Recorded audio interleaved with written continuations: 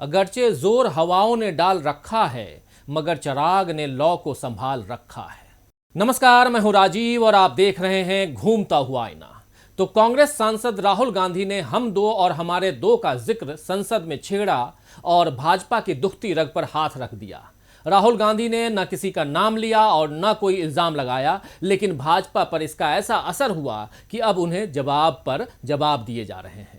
वित्त मंत्री निर्मला सीतारमण तो बाकायदा संसद में इसका जवाब देती नजर आई।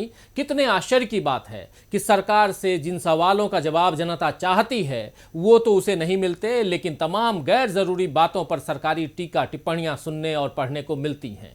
पिछले 6 सालों में देश ऐसी कई गैर जरूरी बातों में उलझ गया है और अगर डिजिटल भाषा में इसे कहें तो देश के सर्वर में स्पैम और ट्रैश का भार बढ़ता जा रहा है, जिसे हटाने के लिए न जाने कब स्वच्छता अभियान चलेगा।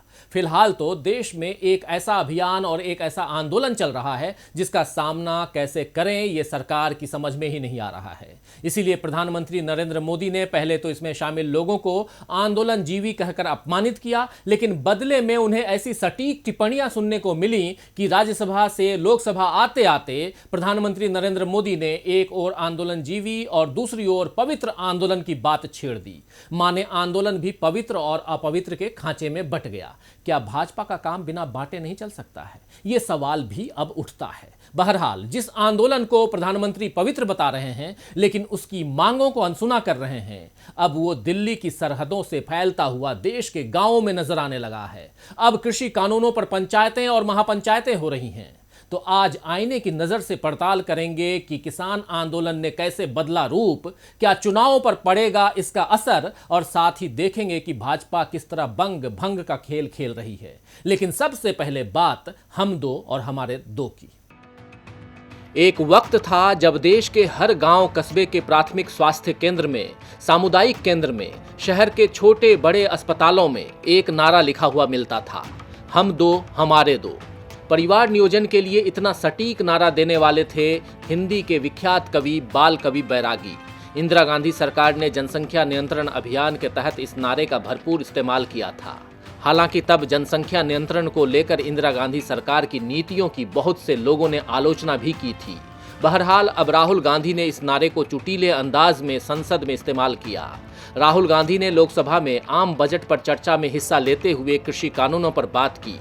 उनका कहना था कि सरकार इन कानूनों पर बात नहीं कर रही, इसीलिए वे इन पर बात कर रहे हैं। इसी दौरान उन्होंने हम दो हमारे दो वाले नारे का इस्तेमाल किया। सालों पहले फैमिली प्लानिंग का एक नारा था, आपको याद होगा, हम दो हमारे दो। अब मैं इंटेंट की बात करता हूं, कानून के इंटेंट की बात। आज क्या हो रहा है, जैसे कोरोना दूसरे रूप में आता है वैसे ही ये नारा दूसरे रूप में आया है।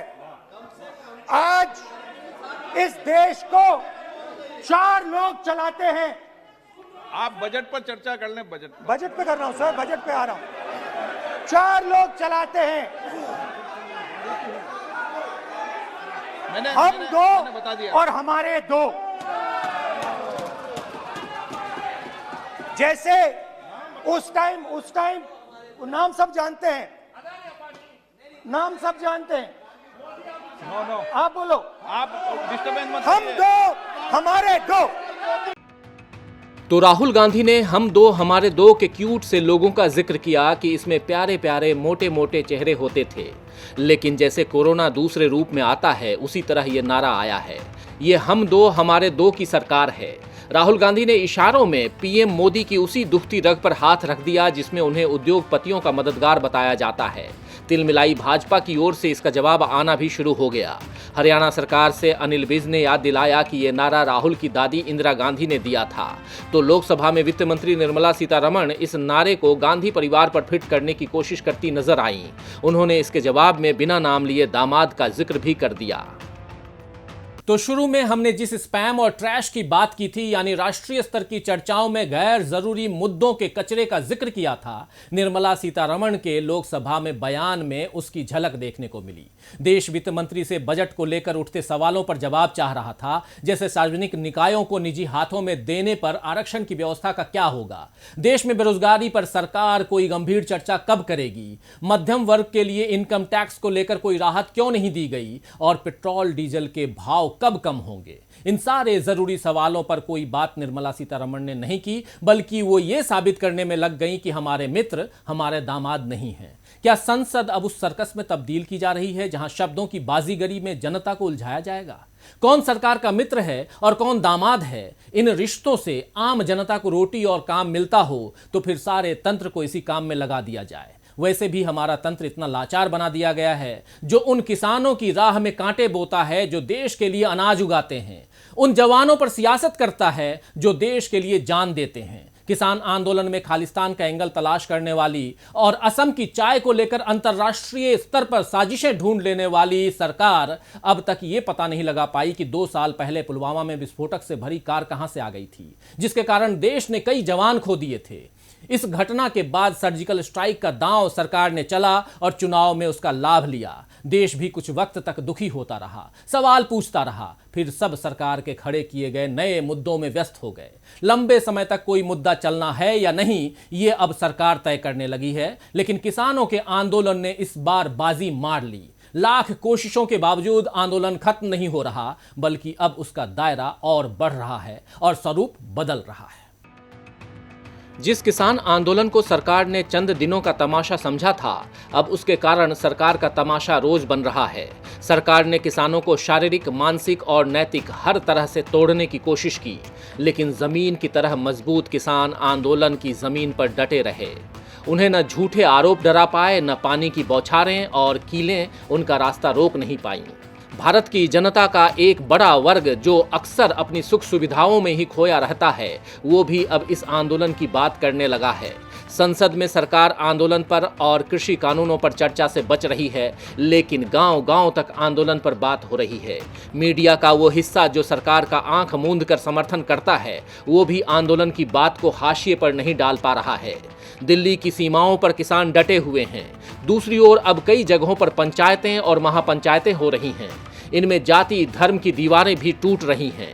उत्तर प्रदेश का मुजफ्फरनगर इसका बड़ा उदाहरण है, जहां कुछ साल पहले सांप्रदायिक हिंसा भड़की थी, लेकिन अब किसान समझ गए हैं कि जाति और धर्म से पहले उनके अस्तित्व के लिए खेती को बचाना जरूरी है। हरियाणा, उत्तर प्रदेश, राजस्थान और महाराष्ट्र के कई गांवों में कृषि कानूनों के विरोध में महापंचायतें हो रही हैं।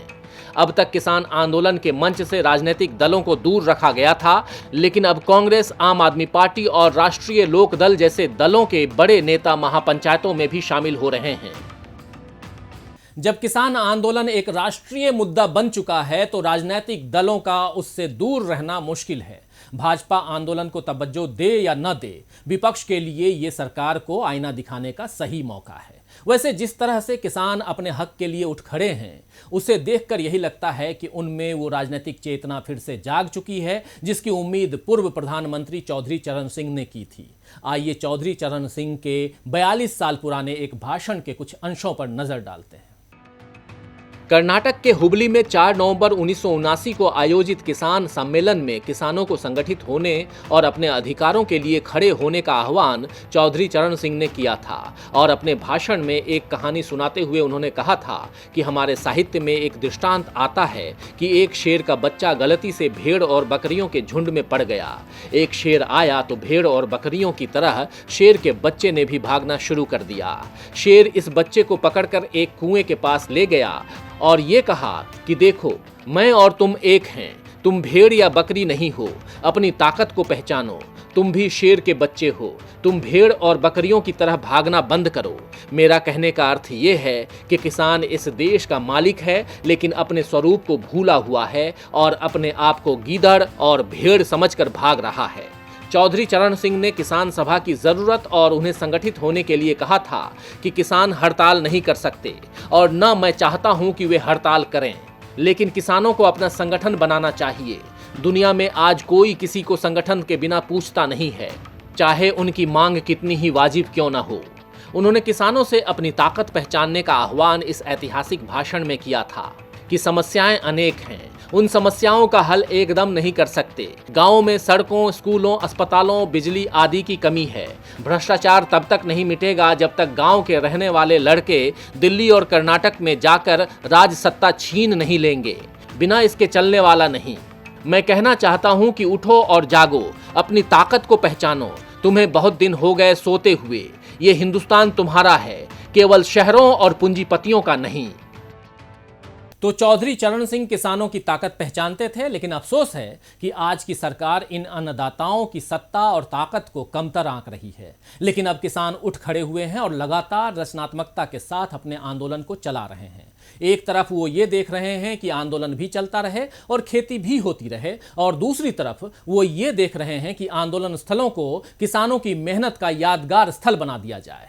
गाजीपुर बॉर्डर पर जहां सरकार ने कटीली बाड़ लगाई, वहां किसानों ने फूलों के पौधे रोप दिए। टिकरी बॉर्डर पर आंदोलन स्थल के आसपास की गंदगी को साफ करके छोटा सा पार्क बना दिया गया है ताकि बैठकर बात करने में दिक्कत न हो। सिंघू बॉर्डर पर तो आसपास की झुग्गियों से आए बच्चों को पढ़ाने की व्यवस्था भी की गई थी। गांवों में भी जो महापंचायतें हो रही हैं, वहां ट्रैक्टर और खाट किसान की ताकत के नए प्रतीक के रूप में उभर रहे हैं। आंदोलन का यह नया मुहावरा सरकार जितनी जल्दी समझ ले उतना देश के लिए बेहतर होगा, मगर अभी तो सरकार बंगाल में बंटवारे का नया मुहावरा गढ़ने में व्यस्त है।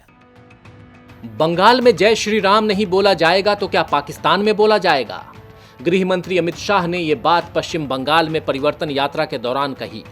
एक ही वाक्य में जय श्री राम और पाकिस्तान के आने से भाजपा का चुनावी नैरेटिव साफ हो गया। नाम भले परिवर्तन हो, लेकिन भाजपा की नीति में कोई परिवर्तन नहीं आया है। जिस तरह उसने कई विधानसभा और लोकसभा चुनावों में हिंदू मुस्लिम, देश प्रेम, देशद्रोह, भारत पाकिस्तान ऐसे ही बंटवारे पर वोट बांटे और जीत हासिल की, वही काम अब वो पश्चिम बंगाल में भी कर रही है। टीएमसी उसके इस दांव में उलझ गई, इसीलिए वो जय मां दुर्गा और जय मां काली या हरे रामा हरे कृष्णा कह रही है। भाजपा इसे अपनी आधी जीत मान रही है कि उसने एक बार फिर जनहित के मुद्दों की जगह धर्म को चुनावी मुद्दा बनाने में सफलता हासिल कर ली है। अब बाकी बची सफलता के लिए वो दूसरे दलों को तोड़ने वाली नीति पर लग गई है। टीएमसी के कई बड़े नेताओं, विधायकों और सांसदों के हाथों में कमल वो बीते कुछ समय में थमा चुकी है। अब टीएमसी से राज्यसभा सांसद दिनेश त्रिवेदी ने भी इस्तीफा दे दिया है।